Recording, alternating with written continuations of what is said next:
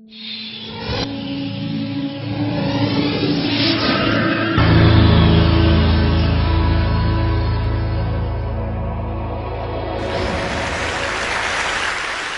imagine a big explosion as you climb through 3,000 feet. Imagine a plane full of smoke. Imagine an engine going clack, clack, clack, clack, clack, clack, clack. Sounds scary. Well, I had a unique seat that day. I was sitting in 1D.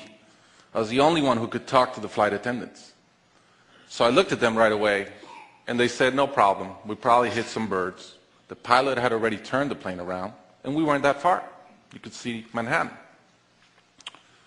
2 minutes later, 3 things happened at the same time. The pilot lines up the plane with the Hudson River. It's usually not the route.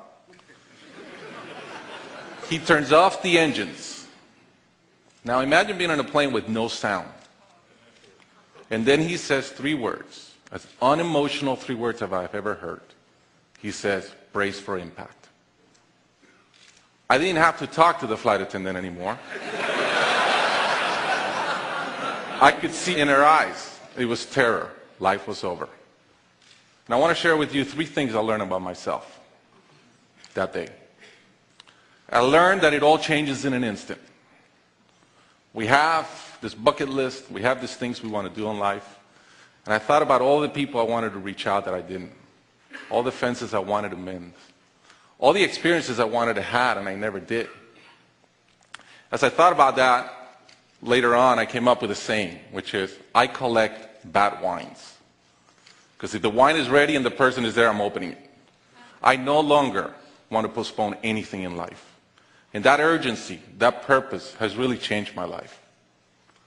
The second thing I learned that day, and this is as we clear the George Washington Bridge, which was by not a lot, I thought about, wow, I really feel one real regret. I've lived a good life. In my own humanity and mistakes, I've tried to get better at everything I've tried. But in my humanity, I also allow my ego to get in. And I regretted the time I wasted in things that did not matter with people that matter.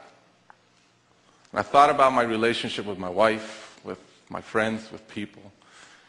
And after, as I reflected on that, I decided to eliminate negative energy from my life. It's not perfect. It's a lot better.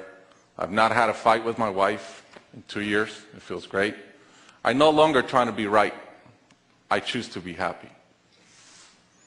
The third thing I learned, and this is as your mental clock starts going 15, 14, 13, you can see the water coming. I'm saying, please blow up.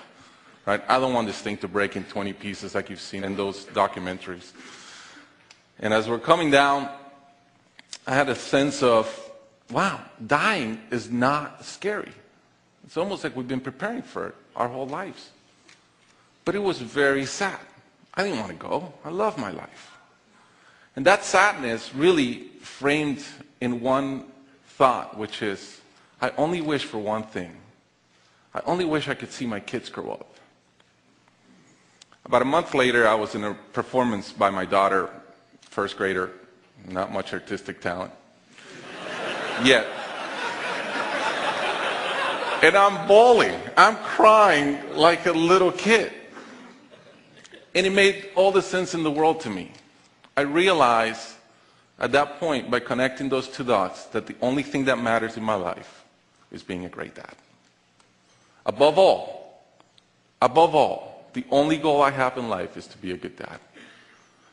I was given the gift of a miracle of not dying that day.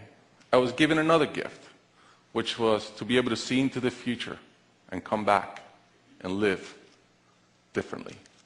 I challenge you guys that are flying today. Imagine the same thing happens on your plane, and please don't. But imagine, and how would you change? What would you get done that you're waiting to get done because you think you'll be here forever?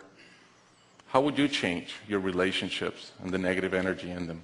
And more than anything, are you being the best parent you can? Thank you.